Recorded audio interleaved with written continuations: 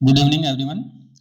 इस वीडियो के माध्यम से जो आपका कोर्ट केसेज है जूनियर अकाउंटेंट का उसके बारे में चर्चा करेंगे, फिर आंसर की के बारे में चर्चा करेंगे और जो आपके रिजल्ट की क्या अपडेट है, जो आपका डेलीगेशन आज गया है यानी 11 दिसंबर 2024 को गया है, उसमें क्या कंक्लूजन निकल के आया उसके बारे में बात करेंगे साथियों।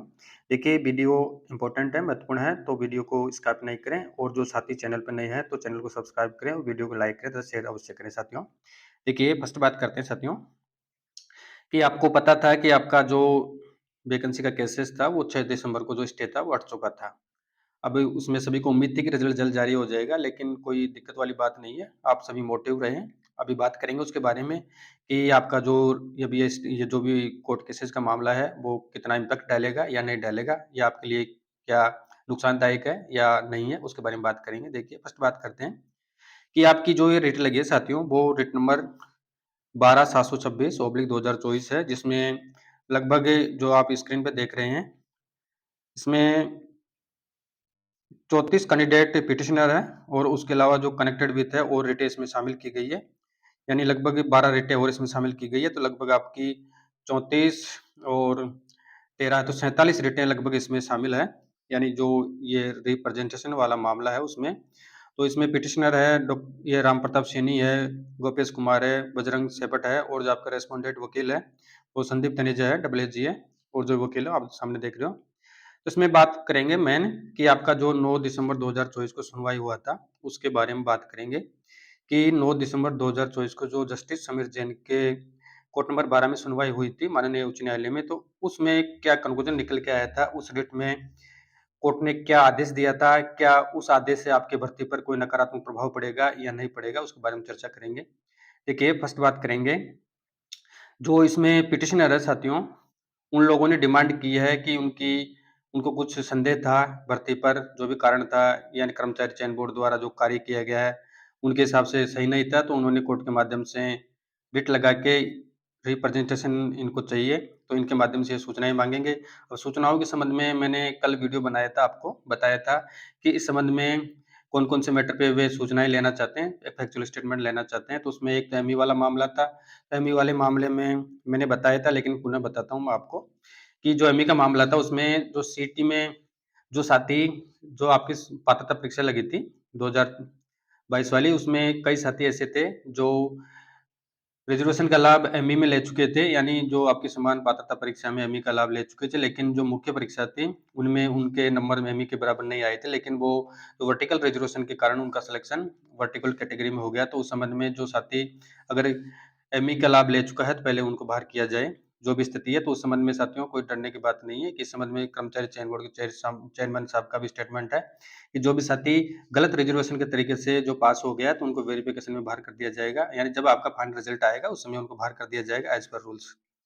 फिर सेकंड बात थी जो एक्स सर्विसमैन वाला मामला था, उन्होंने उसके बारे में उनकी मांग थी कि जो 274 पॉइंट कट ऑफ गई है, लगभग एसटीएम गई है, एससीएम गई है, एमबीसी में गई, जनरल और ईडब्ल्यूएस कैटेगरी में गई गई है, तो ये सहम कैसे गई है, प्लस इनको मिनिमम 40% मार्क्स चाहिए होते हैं, सॉरी स्पोर्ट्स वाले की बात करेंगे मिनिमम में, तो इनको 274 कट ऑफ किस प्रकार से गई है जबकि ओबीसी की 272 गई है, उसके बारे में इन्होंने क्यूरीज लगाई है। और जो स्पोर्ट्स पर्सन वाले व्यक्ति हैं, कैंडिडेट हैं, उनकी 329 नंबर कट ऑफ गई है, यानी 35.66 गई है, जबकि उनको मिनिमम 40% मार्क्स चाहिए होते हैं, और इन्होंने 5% छूट किस प्रकार से दी है उसके बारे में इनकी क्यूरीज है। तो इस संबंध में साथियों जो आपका कोर्ट ऑर्डर था वो आज साइट पे अपलोड हो चुका है, तो उसके बारे में इनकी जो भी रिप्रेजेंटेशन का मामला है, तो इसमें कोर्ट ने आदेश दिया है, इसके बारे में बताया है कि जो भी ये याचिकाकर्ता हैं, जितने भी है अभी बात कर चुके ऊपर 33 और 13 34 और 13 थे, लगभग 47 के लगभग याचिकाकर्ता हैं। तो इन लोगों की मांग है कि जो इनकी जो भी ये इन्होंने क्यूरीज की है, जो भी इनको मामला संदिग्ध लगा है उस बारे में कर्मचारी चयन बोर्ड से ये सूचना फैक्चुअल स्टेटमेंट लेंगे और फैक्चुअल स्टेटमेंट कर्मचारी चयन बोर्ड के माध्यम से कोर्ट में जमा या सबमिट किया जाएगा। अब उसके बाद में जो भी स्थिति होगी कोर्ट उसके बारे में निर्णय लेगा। तो इस संबंध में साथियों आपके लिए इस भर्ती पर इस रेट को देखें तो कोई खास ये नकारात्मक प्रभाव नहीं डालेगी, क्योंकि ये कोई खास पेचीदा मामला नहीं है, सिर्फ कोर्ट ने इस बारे में जो भी ये मामला था उसके बारे में स्पष्टीकरण मांगा है, तो कर्मचारी चयन बोर्ड इसको स्पष्टीकरण जल्द ही कोर्ट को दे देगा। अब इस संबंध में मेन बात करते हैं कि कोर्ट ने क्या-क्या चीज़ें बोला है, तो इस संबंध में जो को माननीय न्यायालय है, तो माननीय न्यायालय ने इनको 10 दिन का समय दिया है, जो याचिकाकर्ता अभ्यर्थी है, यानी 9 दिसंबर को ऑर्डर किया गया था, तो 19 दिसंबर तक इनको कर्मचारी चयन बोर्ड के ऑफिस में जो भी इनका अभ्यवेदन है, एप्लीकेशन है, वो सबमिट करना है। उस एप्लीकेशन के बेसिस पर कर्मचारी चयन बोर्ड जाँच करेगा, जो भी इनके प्रॉब्लम है इन लोगों को, उसके बारे में जाँच करने के बाद में जो भी स्टेटमेंट आता है, वो स्टेटमेंट कोर्ट में पेश कर दिया जाएगा। ये बात हो चुकी है। अब इसमें इसने कोर्ट में एक चीज़ और बोली है कि जो भी व्यक्ति 10 दिन में अभ्यवेदन प्रस्तुत कर देगा कोर्ट कर्मचारी चयन बोर्ड को, लेकिन कर्मचारी चयन बोर्ड को 4 सप्ताह का समय दिया गया है, 28 दिन का समय है इसमें। तो 28 दिन के अंदर कर्मचारी चयन बोर्ड को कोर्ट में जो भी फैक्चुअल स्टेटमेंट है, वो इनको जमा करवाना है। अब इस संबंध में एक मामला था Nisha Panwar versus Rajasthan staff selection board का। ये डेट नंबर आप स्क्रीन पे देख रहे हो, 2021 का मामला था। तो उसको बेसिस बना के जो पिटिशनर वकील हैं, उन्होंने इस मैटर को बेसिस बना के रिप्रेजेंटेशन का जो भी कार्य है, वो कर्मचारी चयन बोर्ड से चाहा है। यानी इस संबंध में 2021 में भी ऐसा ऑर्डर जारी हुआ था, Nisha Panwar versus Rajasthan staff selection board के बारे में जो भर्ती थी, उसमें भी जो रिप्रेजेंटेशन का भी जो आपका कार्य होगा, वो कार्य भी पहले किया जा चुका है, यानी इस कोर्ट ऑर्डर के बेसिस पे किया था। अब इसके संबंध में जो रेस्पोंडेंट वकील है, यानी डबल एजी सर है, टेनेजर सर हैं, तो उन्होंने भी Ramdhan Kumawat versus state of Rajasthan in SB civil writ petition number, इस रिट का उल्लेख किया था। इसके रिट के बारे में बताया था कि जो ये रिट आप ऊपर वाली बता रहे हैं और जो हम रिट बता रहे हैं, उसका जो भी तथ्य है वो मेल नहीं खाते हैं। तो इस संबंध में इस रिट से कोई मतलब नहीं है, तो इस याचिका को खारिज किया जाए। लेकिन कोर्ट अपने विवेक से निर्णय देता है, माननीय न्यायालय उसके अकॉर्डिंग निर्णय देता है। तो उन्होंने ऑर्डर किया है कि 10 दिन में जो भी याचिका करता है, वो 10 दिन में अपना प्रेजेंटेशन कर्मचारी चयन बोर्ड को पेश करे 19 दिसंबर तक, और फिर 19 दिसंबर के पश्चात 28 दिन का समय कर्मचारी चयन बोर्ड को दिया गया है। यानी 28 दिन के अंदर जो भी फैक्चुअल स्टेटमेंट रिपोर्ट है, उसकी जांच करके विथ हार्ड कॉपी में उनको जमा करवाना है कोर्ट में। ठीक है, ये तो बात हो चुकी है। यानी अब इसमें आपकी भर्ती पर इसमें कौन-सा नेगेटिव प्रभाव पड़ेगा? साथियों, इसमें किसी प्रकार का कोई नेगेटिव प्रभाव नहीं है, क्योंकि कोर्ट ने सिर्फ़ ये सूचना चाहिए, तो ये नॉर्मल प्रोसीजर है। नॉर्मल प्रोसीजर में हो जाता है, कोई दिक्कत वाली बात नहीं है। इसमें रिज़ल्ट में किसी प्रकार का कोई बैरियर है नहीं, तो आपका रिज़ल्ट में इसमें कोई बाधा नहीं है। आप इसके बारे में किसी प्रकार की या किसी प्रकार का स्ट्रेस ना लें। तो अब आगे बात करते हैं साथियों आंसर की के बारे में। देखिए, अब पहले तो ये मामला है, यानी कर्मचारी चयन बोर्ड जो आपका ये मामला है, ये 28 दिन के अंदर कोर्ट में सबमिट कर देगा, जो भी स्थिति है उसके अकॉर्डिंग कर देगा। जहाँ तक मेरा मानना है एज़ पर रूल्स काम होता है, यानी कई कई लोगों का आरोप भी होता है, हालाँकि होता नहीं है, नियमानुसार होता है, लेकिन हर व्यक्ति को स्वतंत्रता का अधिकार होता है, यानी कोर्ट में वो जा सकता है, अपने न्याय के लिए लड़ सकता है, आप लोग भी लड़ सकते हैं, किसी के लिए मनाही नहीं होती है और लड़ना भी चाहिए अपने हक के लिए, प्रत्येक व्यक्ति को अधिकार होता है, लड़े। तो इनका भी जो भी मामला है, वो मामला चयन बोर्ड जाँच करेगा। अब जाँच करने के पश्चात में उसका पता चलेगा। हालाँकि इस प्रकार से कोई इतना क्रिटिकल मामला नहीं है कि एमई वाला मामला है, तो एमई वाला मामला जो कैटेगरी में आएगा उसका ही सिलेक्शन होगा। अदरवाइज़ जिसने पहली बार रिज़र्वेशन का लाभ ले लिया, पुनः दोबारा लेना चाहता है तो उसको नहीं मिलेगा, तो वो बाहर हो जाएँगे।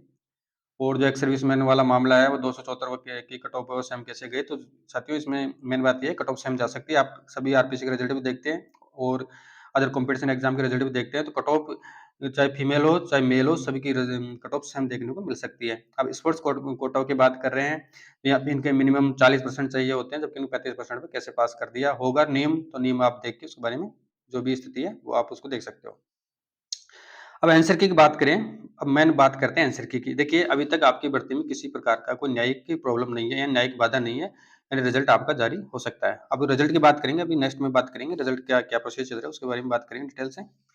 तो देखिए, अब आंसर की बात करें, जैसा कि आपको पता है कि आपके 23-24 क्वेश्चन है, उसके बारे में रिट लगा रखी है याचिकाकर्ताओं ने। अब उसमें तो आप लोगों को पता है कि कौन से क्वेश्चन राइट है, कौन से गलत है, किसमें कौन सा ऑप्शन है, वो मुझे उसका कन्फर्म पता नहीं है।